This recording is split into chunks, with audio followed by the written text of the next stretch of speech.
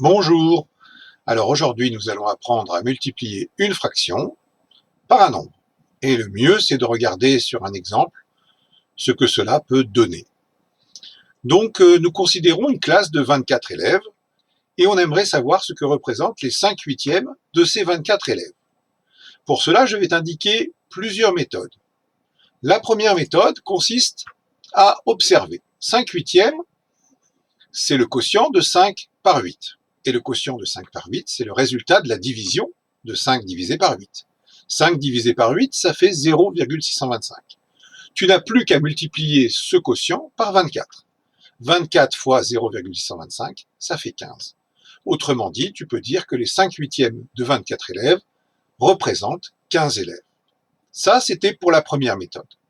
Maintenant, nous allons observer la seconde méthode.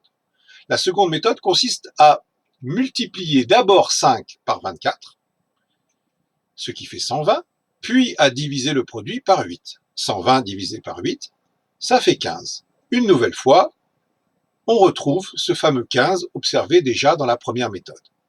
Mais il existe une troisième méthode. Cette troisième méthode consiste à d'abord diviser 24 par 8. 24 divisé par 8, ça fait 3. Puis à multiplier le résultat par le chiffre qui manque, c'est-à-dire 5.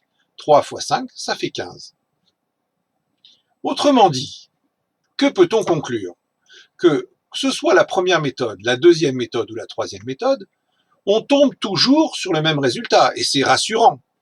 Cela signifie que l'on ne s'est pas trompé, et que les trois méthodes fonctionnent bien. Eh bien, nous allons essayer de généraliser cette observation. Et donc, nous pouvons dire la chose suivante.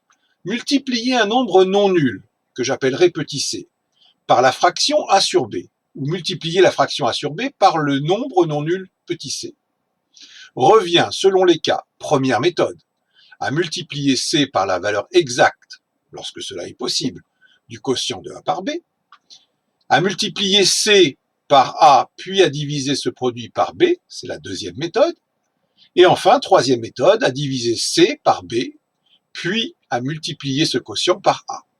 Alors tu vois, ça semble bien compliqué dit comme cela, mais quand tu te réfères à l'exemple que nous avons vu précédemment, tu remarques que les choses deviennent beaucoup plus simples. J'espère que cette petite vidéo t'aura permis de bien comprendre comment on multiplie un nombre par une fraction. À bientôt!